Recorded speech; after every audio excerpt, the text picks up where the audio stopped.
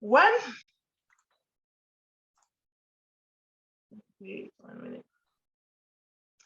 So one of my biggest challenges is to get my children to do what I asked them to do first time.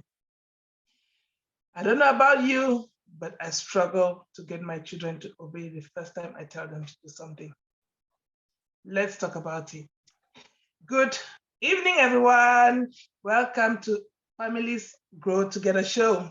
Today is our 23rd show, and we're excited to be discussing our challenges as parents. We all, as parents, face various kinds of challenges, and today we're going to discuss some of the ones that we face as parents. It's not going to be hypothetical today. It's not going to be just theory that we've learned somewhere. It's going to be what we face on a daily basis. Hi, my name is Akwa, and I am an early years practitioner, and I work with children and families, and I help parents help their children learn to talk at home, and I also do one-to-one support with children. Hi, Nelly. Welcome to today's show. Hi, Akwa. Hi, everyone. I am Nelly Kwasumi. I'm a transformational coach, life coach, and a social worker. Yes, welcome to number 23 show, Families Grow Together. And today we'll be talking about our challenges as parents. So do join us in this conversation. If we raise any point that you are struggling with, share that with us. And we would like to learn from you, because parenting is a school that never ends. We learn every day, because sometimes our children want to be faster or ahead of us. So they keep us on our toes. And as parents, we think we need to be learning all the time. So we are a few steps ahead of our children. So today, like Aqua said, we'll be talking about the challenges that we face as parents and how we've managed to overcome those. So please do join us. Comment, share your comments in the box so that we can discuss that, or we'll talk about it. So thank you, and I'll pass you over to Aqua. Thank you, Nelly. So, as Nelly has said, parenting, as much as life, is a school. And when you give birth to that child, it doesn't come with a manual. In as much as there are lots of parenting books out there, and lots of parenting podcasts, and lots of information that we can glean from one another, when you have that child in your hand, when they're growing up, those challenges that you face are unique to you. They're not unique challenges, as in no other family is facing the same kind of challenges. No, they are unique to you because your child is unique. You are unique as a person, and as such, your temperament predisposes you to engage in a particular way. And sometimes we have to learn about our children's temperament in order to parent them effectively. And if we do not have this knowledge, if we're not open to learning, we are going to struggle with things that we could easily have overcome if we're just asked for support, or if we just read or a book or listen to a podcast. So today we're talking about our own challenges that we face, probably every day, like the one I just pitched. I face it every day. Ask your child to get off the computer, and 1 hour later, they're still on the computer. Ask your child to go do their chores. 2 hours later, or even the next day, the chores are still undone. Why is it that our children cannot obey first time? Nelly, do you encounter this challenge in your house? Please help. Aqua, just before I answer that question, can you share, please? Can you share on Facebook? Okay, okay. While Aqua is doing that, I'll try to answer the question. I think that's a real challenge. I face that challenge myself, because sometimes I tell my children to do something and they'll be very polite and say, yes, mom. But then sometimes it ends there. A few minutes later, I come and the child is just sat there. And I'm like, what's happening? You were meant to do that. Okay, mom, just give me a minute. Okay, mom, I forgot. Okay, mom, so excuses upon excuses. And sometimes I really struggle because they answer in such a calm, nice way that I'm thinking, are you just being naughty by being polite? Or what is the issue? So because they are really polite, sometimes I don't even know how to fault them because I see that innocence in them. But when it gets to a certain point, I'm like, you know what? No more. And I know, I mean, if you call my children, they'll tell you. There's a common phrase that I say, listen, I have repeated this over and over. You don't give me any energy. I am wasting energy to tell you. You know you can do it. And the thing is, it takes me a while to get upset. And that is something my children don't like to see me. So when I tell them the first time, second time, and they don't do it, when I raise my voice or when they notice that I'm upset, straight away they will abandon whatever they were doing and go and do what they were meant to do. And it's so funny because sometimes it takes them just like 5 minutes or maybe less to do the thing. So sometimes it's not a matter of the time, it's just what they were doing. And particularly with my son, because he likes playing video games. And I have been complaining about the video games that he gets so lost in the games.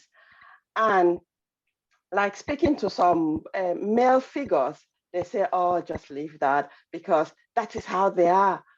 They just get into it. And they say that's something that as a woman, I cannot understand. And I'm thinking, what is that I cannot understand? It's a game. Go do something and come back to that game. Because if, say, I tell him to do something and he's on the game, I will be there disturbing him to go do whatever he needs to do. Whereas if he just went, it will save me the time to be repeating to him. And again, save himself for me disturbing him from playing his games.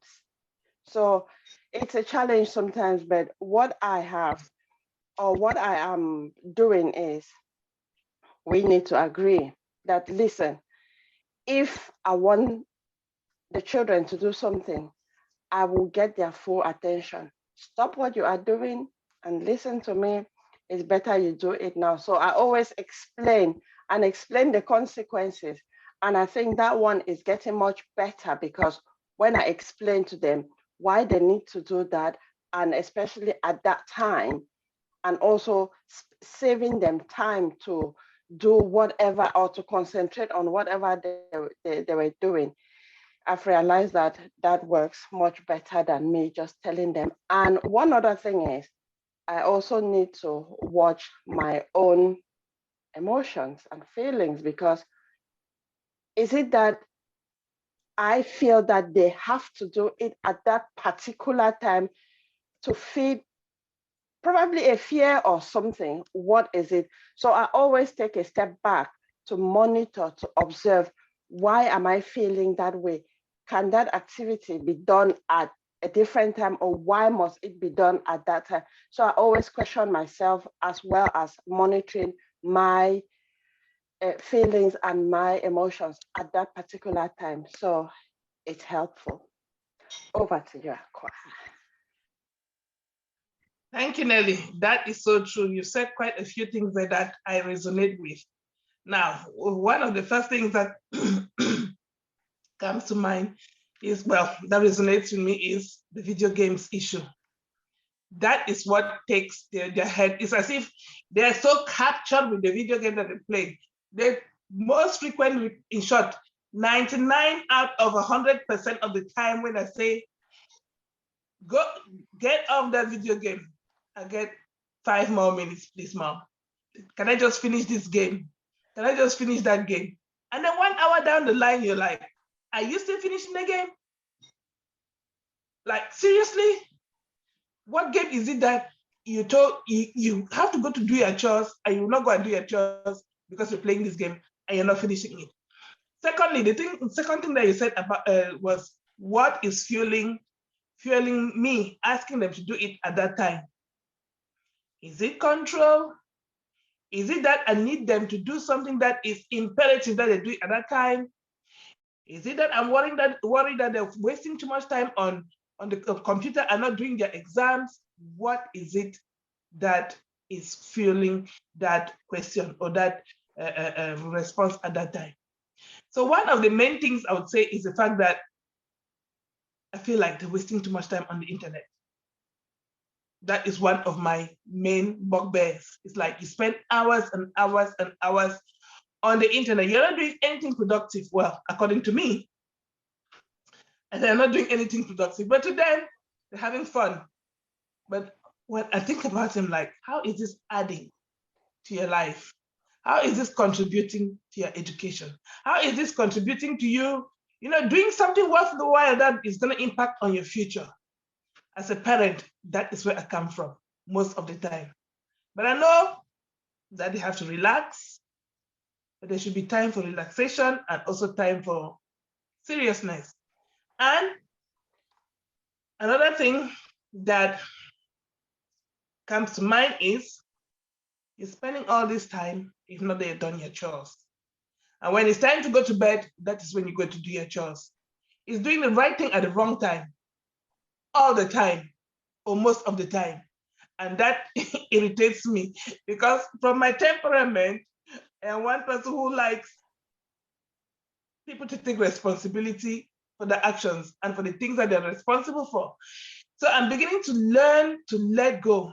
It is their chores. If they like to do it at midnight and they go and fall asleep in class, that is up to them. That's their choice that they've taken, that they've made. And I've learned to say, that's fine. I'm not going to chase you to go and do your work. If you want, even if you have to do it at 1 a.m., you are going to do it before you go to bed because you're doing your chores. They are yours and you have to do them. So everybody has to take responsibility. And if the next day you go and you're tired in school, then and you sleep in class and you get a detention, those are the consequences that come from you making those choices. So that is what I'm learning. That is what I'm learning to do right now because all mine are teenagers now. And you cannot make them do anything really. You cannot really make them do anything. So we can advise, we can guide, we can prompt, but some of those choices they have to make for themselves. So I don't know what you think about what I've said, Nelly. Yeah, there's a clear boundary there between parental responsibilities and letting our children do what they want to do. I really, I'm familiar with most of the things that you've talked about. And like negotiation, I think negotiation is something good because like, just adding to what you've said, what I do is I think of sometimes how I would respond. So I'm trying to fit myself into that child's shoe because sometimes I'm very oppositional, especially when I'm told, and especially like African parents, it is common for us to say, do this, and that is all, without giving any further explanations. And then we just expect the child to jump up and start doing. So there, I have realized that if it's me, sometimes I would sit as if I've not heard, because why am I doing that? What is the importance of doing it right now at that specific time? So because I've been doing this practice of thinking of how I would respond, I am now modifying the way I speak to my children if I want them to do something. So I'm putting a lot of conversations around it. Sometimes I even ask them, why do you think it's important for you to do that now? They'll give their own explanations. Sometimes, again, going back to the video games, is I am in the middle of a game, because what I always say is, you can pause that game, and they always laugh at me. And they say, Mom, there's something you never understood. We cannot pause the game. You just play until it's finished. So I'm like, yeah, you can just leave the game. And then sometimes they say, Mom, we are playing with our friends, so it will be very rude. I mean, they'll say something. But I say, okay, before you get on the games, find out what you need to do. And then you do it. And then it goes to like, I call a child and they just answer, yes, Mom. And then I'm waiting. And they don't come. Nobody I call again. Them. Yes, Mom. And then one day I was like, when I call for you, you just answer and you sit there. And they said, Mom, but you just called. You didn't say what you wanted. So to me, I mean, that was a stinker because I was thinking, when I was younger, when I hear my name, when my mom calls for me, as I just hear my name, I just imagine the direction that it's coming from, and then I run to that direction. So I've told them, why do you think I'm calling for you?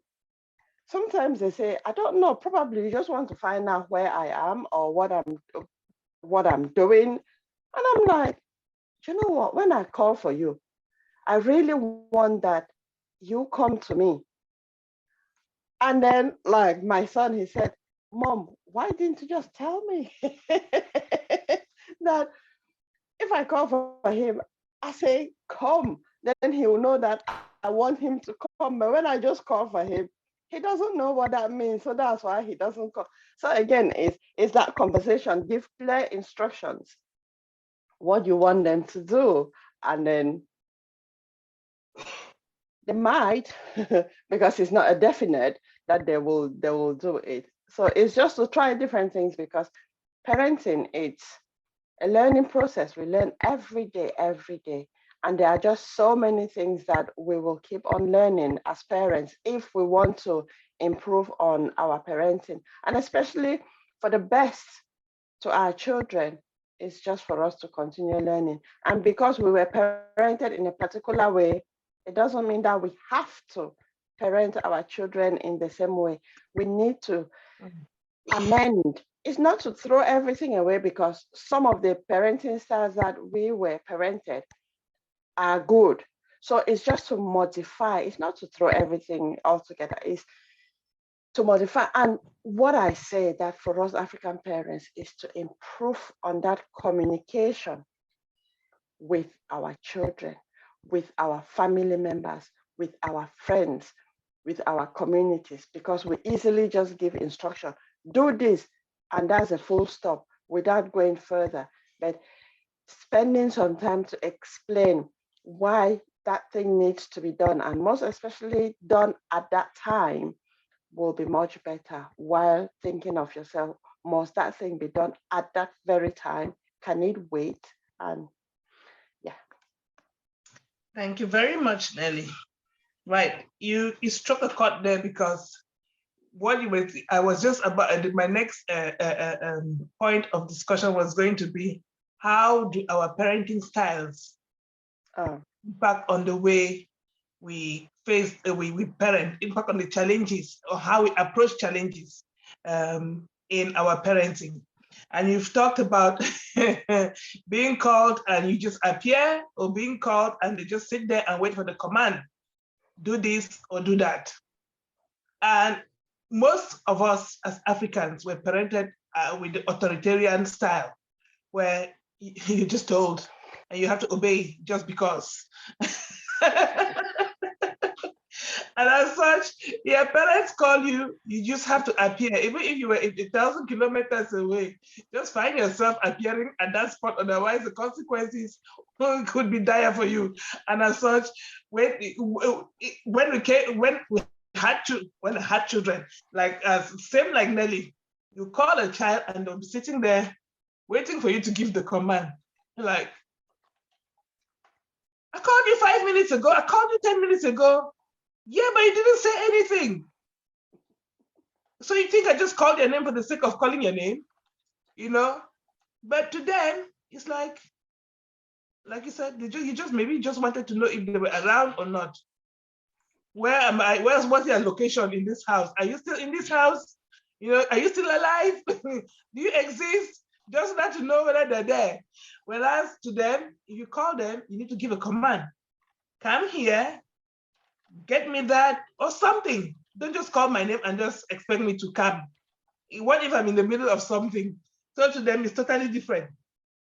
So, like I said, we need to improve on our communication, and that is the key to all relationships, really. Not only husband and wife, or partners, or friends, or colleagues, because at work it is compulsory. You have to communicate if you're going to survive in a team. But at home, sometimes we think that we can just say, give commands, and not discuss things with our children. And that is where we sometimes fall short, because we do not take their perspective into account when we're making certain decisions.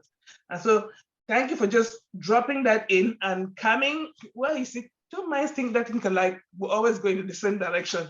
So you already answered some of the questions before I could even come there. So another thing that you said resonated with me was this oppositional thing, or the fact that you call a child and they just don't respond immediately. And we're expecting them to do something, whereas for them, it's like, why am I doing it? I have to have a reason to do something. I cannot just get up and start coming when there is no reason for me to come. So that reminded me of Mia, when you gave that example. And of course, you are Mia's big sister in certain ways. So you and her, you're teaching me quite a few things in how to deal with especially communication, I would say, between us as parents and children. Now, are there any challenges that you as a parent face that we've not yet talked about?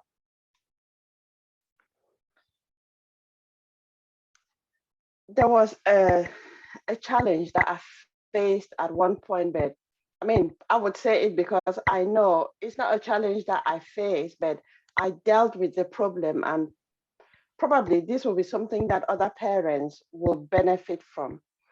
And it is talking back, because I've seen that here in our community, it's common for parents to say something, and then it's like they get into an argument with their child. And to me, that's something that I feel it's not right, because it's like, why has it got to the stage where a parent and a child are having an argument? To me, I feel parents need to be the one in control, if it means stepping back. So there was a period, it was really brief, that I experienced this, that when I said something, my children will talk back at me. And obviously, if they're angry, they would say it in a rude tone. And it's always been really surprising for me, because I've never been that rude to them. But when they are at that stage, what I do is I walk away, because I know that I don't want to go down that road. And whatever I say, they will not pick on any positives. They will only hear the negatives because of the state of mind that they are at that time. So when you get into a point where it is argument because children want to tell you they are da da da da da, our advice that worked for me, that parents, when it gets to that stage, stop, because you are in control. Take a step back.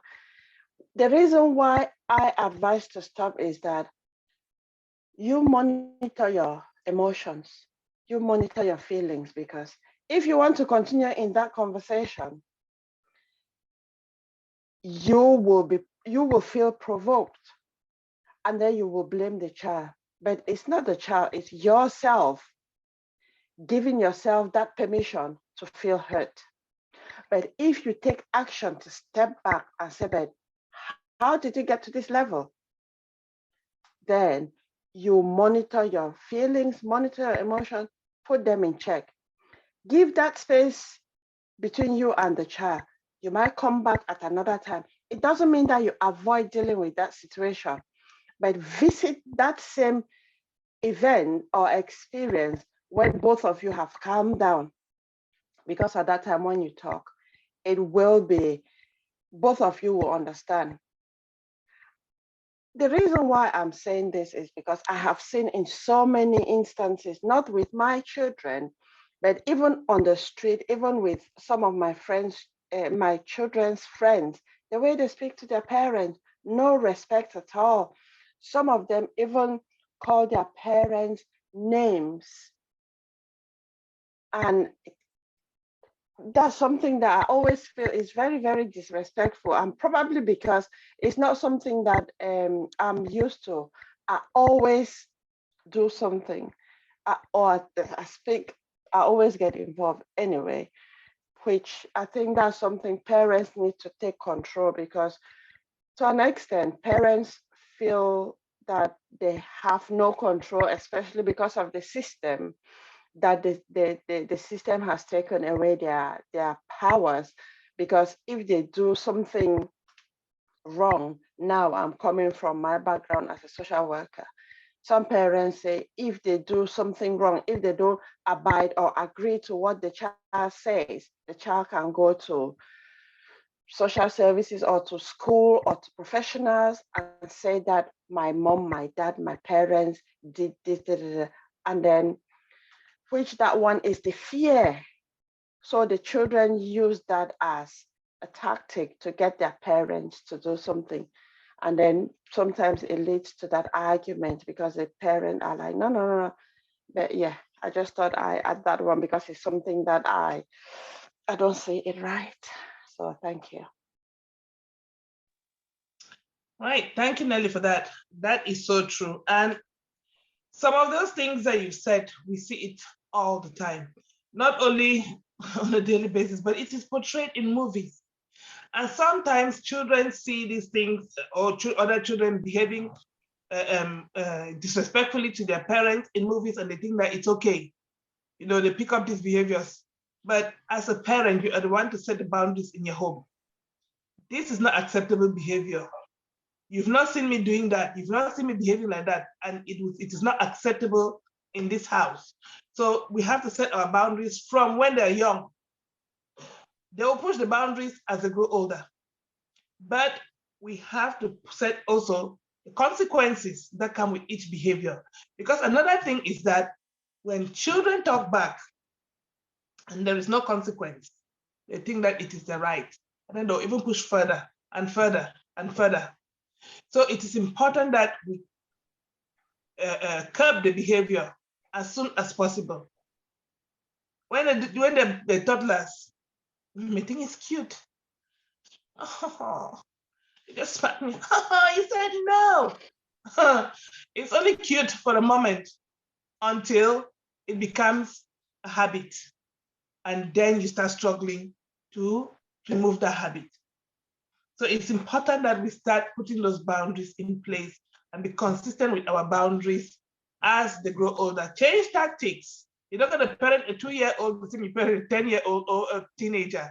You have to change tactics. And as they grow and develop and as they push the boundaries further, you put your guardrails in place in advance. So we have to be proactive as well with these guardrails so that we know that, okay, these things are put there for our own safety. It's for your safety as well as mine, because I want to have peace of mind that my child is safe. And I want to know that they are safe. They know that if I cross this boundary, I'm getting out of the territory that I'm permitted to go to. And as such, there will be consequences. And obviously, we can bring in rewards as well. Reward the good behavior and everything like that. So yes, talking back is one thing that I do not appreciate. Banging of doors, I do not tolerate at all. You do not bang a door in my house. You've never seen me bang a door before. Do not bang doors in my house. My children tried it a bit. I'm like, I'm not accepting that kind of behavior from you or anybody. This is not your house. You're giving shelter. You don't own anything in this house. And as such, you obey the rules that are in the house. My job is to love you. My job is to give you food. My job is to give you shelter, but you don't own anything here. So do not bang any door that doesn't belong to you. So we have to set our boundaries and set them right from the get-go, so that when they're crossing them, you know that we're crossing into territory that is forbidden. So next question. Looking at technology today, technology is one of the biggest challenges that we face. Length of time on technology, what kind of things that they can access on television, that includes television as well, not just computers and games and stuff like that. Because sometimes our children, well, not even sometimes, my children know more about technology than I do. And as such, I will struggle to police everything that they do. But as a parent, how do we help them stay safe on technology? You know, that's a difficult one, especially considering their ages now. Because when they are much younger, we know that we put parental controls on their gadgets. But then that ends at 12. So for me, what I do is I have conversations now and again on those topics that we want to avoid. Like with my children, I'm sure I've touched a lot of the conversations that parents would avoid. I mean, my parents avoided a lot of topics, but we got along really well. And because I always reflect on things that are going on. And I think because of my experience as a social worker, I've been exposed to a lot of things. So I use different tactics with my children, which I'm saying that is really helping me, because knowing that my children know that I will not judge I cannot hear you, Nelly. Eh? Can you hear me? Oh. It says Zoom muted somehow. What is muted? Okay, now I can hear you. It's fine. Oh, sorry, I don't know what happened. So why did you hear me up to? You said you you have conversations with your children. Oh, yeah, I have conversations with my children, and what I always remind them is I love them so much. They know that a behavior is a behavior which is separate from an individual child. So because they know that I separate those, they feel more encouraged to bring up even topics that I've not raised. They want to ask, but when they come with such questions, I don't tell them what I know. I ask them what they know about it, because with this technology, they go into so many other things.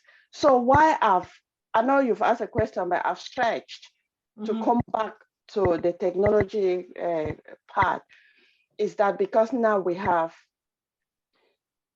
very limited restrictions on our children as teenagers, my tactic that I'm doing is I have those conversations with them. So when they come across something, they know that, oh, this is not right. This is right. So because we've already had that conversation, they can already differentiate what is right for them to watch and what is not right for them to watch. Because like I have been telling them, and sometimes they tell me back, that feed your mind with things that will make you grow. Though it doesn't limit, because sometimes the computer games doesn't help them grow, but sometimes they challenge me to say, you know what, they have learned whatever things from there. And I'm like, Okay, but it goes back to the moral thing, because that is where all these worries about computer games is coming from, I think, because it's down to the morality that the children just don't know what is good and what is right, especially for themselves. So I think is to have those conversations with our children, depending on their level of understanding, so that from a very early age, they will know how to differentiate. So they start taking responsibility for themselves, learn how to self-regulate, and know how to say no when it comes to things that they don't want to do. So, because as teenagers, peer pressure is really, really high. Really, give me a glass of water. So peer pressure is really, really high. So we just need to make our children know that on the internet or technology, it depends on what you're looking for. Anything that you're looking for, you will find it. If it's good to promote your growth, you will find it. If it's bad to destroy you and other people, you will still find it. The choice is yours. However, it's better to do or focus on the things that will promote your growth and your development. So for me, it's not, sometimes we might decide to turn off the internet, but for me, I have never done that, and I don't see the point turning off the internet, because I feel that if we start turning off the internet, we will still turn it back on at one point. If we turn it back on, are we going to sit there and watch what the child is watching? Then, when we are not there to watch what the child is watching, would we ever know what they are watching? So when they get to the teenage age, it's just for them to know what is good for them and what is not good for them and why it is not good for them. That's just my own perception. So yeah, thank you. Thank you, Nelly. That is true in the sense that if we turn off internet, when we eventually turn it back on, they'll still go on. So when it comes to setting boundaries on what to watch and what not to watch, for me, turning off the internet doesn't make any difference because they have an internet on their phones. But when it comes to consequences of unwanted behavior, then turning off the internet is fair game, because if they've not done what they should be doing, then there we have options. The things that we are negotiable. Internet is one of them. Give me 1 minute.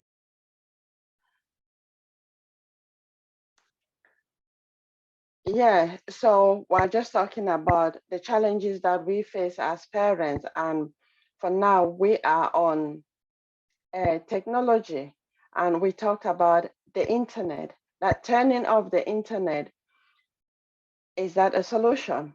Well, it's a yes and a no, because we have been focusing on teenagers.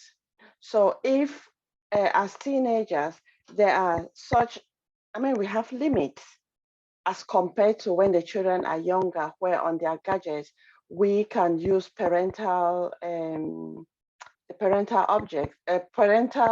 controls to limit what the children can watch. Like they can have access only to kids' YouTube and things like that. But when they get to the teenage age, I said communication for the children to know the consequences, what will help them in their growth and development, and what will damage them. Because like the children, we will not live with our children forever. So when we let them know that whatever they do, they will be the ones to face the consequences, it helps them to start thinking that, oh, if this one is not nice, they don't need to watch it. So just before Aqua went on mute, she was talking about the internet. It is like every household have their own non-negotiables. Some people, internet is one of them. And as long as you have that conversation, you as a parent and your children, you know that that is a consequence. If you don't do what you are meant to do, the consequence is that internet will go off. Yes, if that is part of your negotiation, fair enough. But have open communication with your children. Yes, Aqua, over to you. Thank you, Nelly. Good summary right there. Yes, because like you have to be able to have leverage, so to speak, on what to use as a stick or a carrot. So depends on how you see it. If you make it, if you term it as you want to make it a carrot, you can still use the same thing as a stick and as a carrot. So that the internet can be a carrot in the sense that you finish your chores quick, you've got access all day. Or you do not finish, you do not do your chores, you haven't got access. You to choose. The choice is always yours because we always have choices. Whether we make good or bad choices, we always have a choice. So the choice is yours to make. Now, and like you said, parental controls for the younger ones, obviously we have to monitor what our younger ones watch and how, and obviously for everybody else, it's important to have a limit to how much use, especially of social media, that we the length of time that we spend on social media, because the advent of social media has been good, but also very detrimental, especially to the mental health and well-being of teenagers, especially teenage girls, because teenage girls are very prone to peer pressure, more so than boys. And as such, celebrity culture, and as everybody's heard, everybody wants to be a celebrity for doing nothing. We just want to be famous for being famous and not for what we have done. Altruism has gone down the drain. So nobody wants to do something nice for nothing. We want to be seen and heard. And you see all these videos about people going and giving things to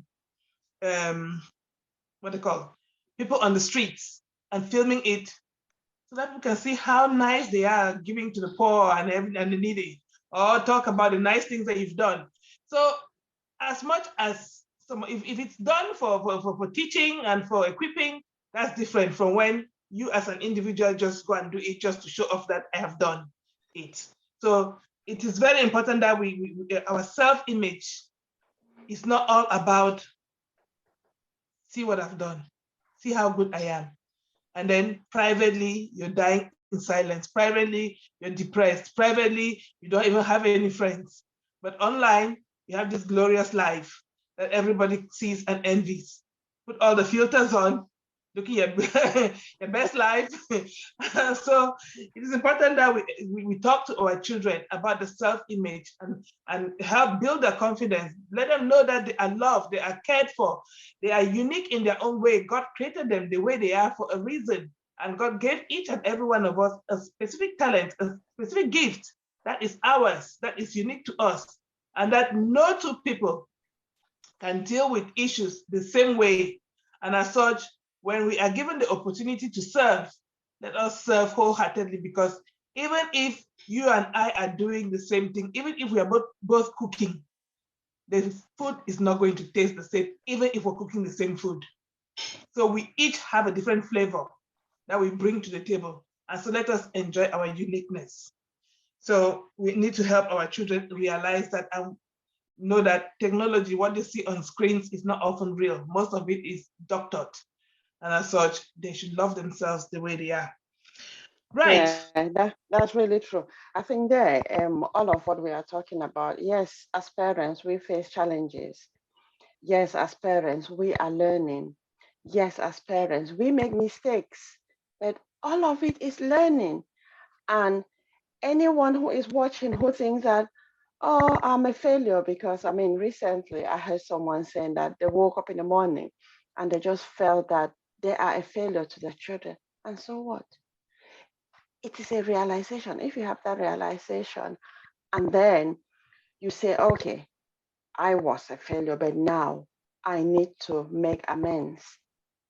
Do that, because like myself, I was a failure as well, if I'm considering that terminology, because there was a time I didn't even have the courage, because I was very low. My mood was very low for a long time.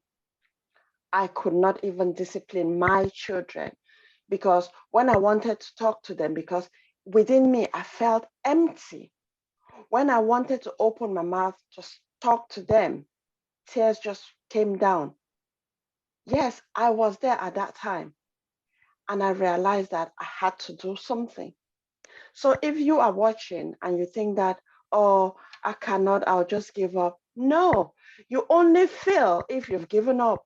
But if you fail and you take action that you make it better and you fail, continue until one day you sit and say, oh, I failed yesterday and I still did it. But the fail that I failed today is an improvement of the last failure, and it's not the same. So when you fail and you still continue, you are learning and you are moving forward. That's what Lisa Nichols says, that you fail forward instead of just giving up. So parents, any level of parenting that you are at, whether you're having arguments with your children, whether you're not having any communications with your children, whatever it is, take stock. Where are you at? How is that impacting your relationship with your children? How is it affecting your children? Because your children will go on to live the life that you have set for them. Then ask yourself, what changes must you do? And when I put must intentionally because it will be a commitment. What are you committed to do to make things much, much better for your children, for yourself, for your family, and for your community? Thank you so much, Nelly. That is so true. We fail forward. I heard that from Tony Robbins as well. We fail forwards. Life doesn't happen to us, it happens for us. Yes, we may have thought that we were a failure, or at some point we're feeling low and down and go into that space where you're picking at yourself, critiquing yourself too much. We're criticizing yourself, not even critiquing, because critiquing is to get some learning, but criticizing is just and condemning yourself. As parents or as individuals, we sometimes go to that space. But the important thing is to realize that you don't stay there, not to stay there. Realize that this is what I'm doing and get out of that space quickly. So that is where we want to go. As parents, like Nelly said, don't. We are here to encourage. We are here to support. We are here to hold hands as hand-in-hand community CIC. We are here to hold each other's hands and support each other, learn and grow as parents, as individuals, as women, and as a community. So one last topic that I'll bring in, I know that we've talked about a few things. This evening we came, we didn't think we would have so much to say, and now the topic has gone on and we're almost an hour into the show. And now I want to bring on healthy habits. In our kids club this week, we had a kids club which went fabulously well. Pat on your shoulder, Nelly. We did a great job this week. So we talked about one of the topics that we talked about with the children. We work with primary school age children. We talked about healthy habits. And now it is easy for us to go teach other children these things, but what are we doing at home to encourage our children to develop these healthy habits? Now, in my case, I would say when they were younger, I had a little more control. I could blend the vegetables into the food. We could go out on walks by force. But now they're teenagers and they want to sit behind the screens. You beg, you cajole, you bribe, and nobody wants to move a muscle. You make food, you just want to eat chips and chicken and those things that are not quite healthy. And you're thinking, how do I get these children to develop these healthy habits? So what I've done is I've resigned myself to say, I'm going to give you the information and you make a choice. I'm going to encourage you. If you want us to go on a walk together, I'll offer to go with you. If I'm able and available at the time that you want to go, we'll go together. But I'll do my best to support you to make good choices. But it boils down to the fact that you have a choice to make. As much as I want you to be healthy, as much as I want you to eat healthily, as much as I want you to exercise, you are the one to do it. My job is to provide the opportunities, and your job is to seize those opportunities. One thing is, as a parent, do I model these healthy habits to my children? Do they see me exercising frequently? Do they see me eating healthily frequently? I hold my hand up. I am sporadic at exercising. I don't exercise all the time, but I try to eat healthily as often as I can. And I try and provide healthy meals as often as I can. Cost of living permitting. So, Nelly, what about you? You struggle with helping your children develop healthy habits, or is it a breeze for you? So some aspects are really challenging. So for healthy habits, I used to be very sporty. I used to be very I used to be I used to be very sporty, and I think that's something all of my children are sporty because their dad is also very sporty. So it's not all the time, but like for my three children, they like going to the gym. I mean, they decide when they want to go to the gym. My son, he's not got to the age where he can go to that he can be registered to go to the gym on his own. So he can't wait for that. But he's in a football, so he plays football 3 times a week, and sometimes he does his practice in the garden. So if it's sports, that one is not really an issue for me. But sometimes I organize family walks that all of us go. And sometimes the children suggest that we go for a walk. They choose wherever they want us to go to.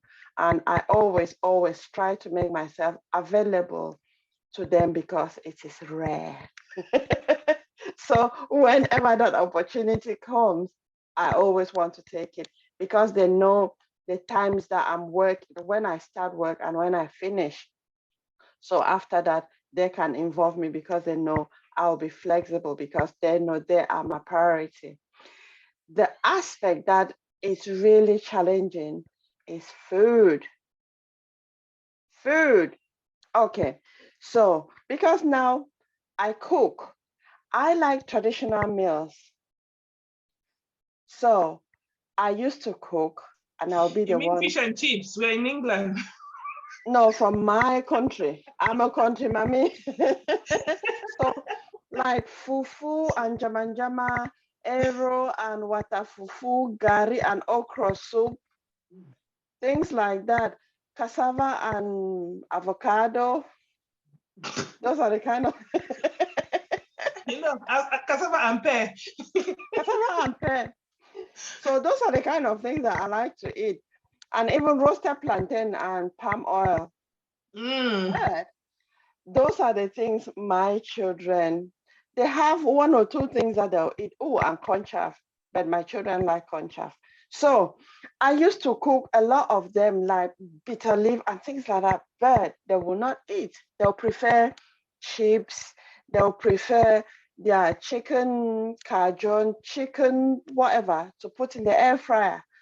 And sometimes bakes pasta, not pasta, but chicken bake and things like that. So what I did was, if I cook my own food and they don't want to eat, I'm like, there was a time I stopped cooking the traditional meals because I was the only one eating. But then I said, no, why should I not want to eat because the children are not eating? So what I did was, I would buy their own choice of food and put in the freezer, because they're at that age where each of them can cook their not each of them can, they have an air fryer. Like my son said, Mom, you can take everything from this house, but just leave me the air fryer, because the air fryer is his best. He can go there, make his chicken bake, make whatever he wants. If it's chicken, he can put in the air fryer. So that is his favorite gadget in the house, apart from his PlayStation. So he can get his food. So now I cook the food that I like. I put it in the fridge. I make sure they have their food.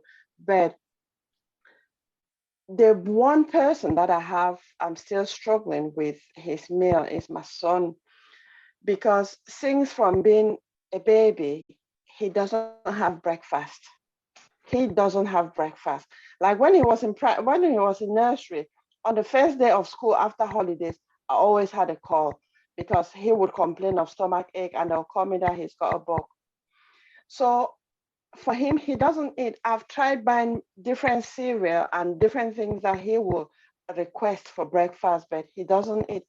Even to drink a cup of tea, he doesn't.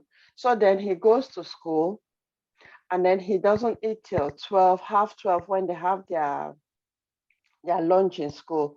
And sometimes he has stomach ache and cramps and things like that. And then when he comes home, now he says that he wants to put on muscles. He will not eat properly. He says he wants to eat a lot of protein. He'll eat only chicken. I'm like, you can't just eat only chicken. You need something, you need a balanced meal. So we are still there, because sometimes he will eat only fruits. Sometimes he will eat only protein. So I'm still educating him on having a balanced diet. And I have this book that was given to us at Hand in Hand, that I'm showing him how to get a balanced meal. So yeah. Thank you, Nelly. So yes, so we see that, like every other parent out there, we're not we're struggling. We're struggling. So it's not only toddlers who are fussy eaters. Teenagers can be fussy eaters. Adults can be fussy eaters. So if you're out there and you're struggling with your child not eating, please do not beat yourself. It's not the end of the world. They're not going to starve. They eventually eat something. My second daughter, she never used to like to eat a salad, but now you can make a salad and she'll eat some of it. She can even request it. So when she grew up, she grew up, she's only 19. when 18. when she became more conscious about healthy eating, she started requesting healthy foods. And she'll always go to school with fruits and things like that. So do not despair. Eventually, their palate will change, because they'll eat one thing, after a while they dismiss it. They not only say that they don't like it. I never ever liked it. I don't know why you're cooking this food. I don't like it. I've told you that I don't eat porridge. Like seriously, porridge that you used to eat as if it was your life depended on it. Now I do not eat porridge. So don't get into a type of food, eat it for a while and then get fed up with it and then move on. So do not despair. Your child is not going to starve. In as much as we would love them to eat that balanced diet right now, their palate will eventually change. So we can only encourage, we can only give the opportunities, but we cannot make them do. And you do not want your child to have an adverse relationship with food as well, especially when they're growing, they're still young. Don't make eating a battle. Yeah. Make it fun so that eventually they can try different things. So that's why when we're doing home visits, we encourage right from weaning. Baby-led weaning it is better than traditional weaning, because the baby is trying the food themselves. So you put the food in front of the baby and they try different things, because naturally they explore the world through their senses and they'll always put things in their mouth. And if food is part of what they put in their mouth, then they're more likely to taste different kinds of foods and are more likely to eat properly. So yeah, we've gone on for quite a while and it has been fun, Nelly. I think, just to say, as parents, let's be mindful of what we make of anything, even activities, even the walking, even the food, even sleeping. If we make it as punishment, then we are not setting a good example to the children, because they will resent that, and in the long run, it will affect their health in one way or the other. So having everything as fun, not too serious, because sometimes it's like either this or nothing. So let's make it, give them choices, let them choose, because it helps them with their personality. They know that they are valued, instead of saying that you must do this or nothing. And then they resent that, and it really affects them later on, like eating disorders and other health complications. Yeah. So yeah, I think we've gone on the mark, and thank you so much all for watching. So to find out more about us, you visit us on www.handcommunitycic.com. I'll say it one more time. handcommunitycic.com. You can follow us on Facebook, Hand in Hand Com, so you don't miss any of our shows. We have this Families Grow Together show every Thursday at 7:30 London time. So thank you so much, and have a great evening or morning wherever you are, and hope to see you next week. By the way, if we want people to join our panel, not just the two of us, so if there's something you want to talk about, you're particular about any topic, get in contact with us so we can schedule you to come and join us on one of the shows. Thank you so much, and see you next week. Right. Okay, just to say happy Easter, everybody. Tomorrow is Good Friday, Sunday is Easter Sunday. We have a long weekend this weekend, so have fun. I hear the weather is going to be good. Enjoy the weather, spend time with your families, and let's all grow together. Thank you for watching. Thank you. And see you next week. Bye. Bye.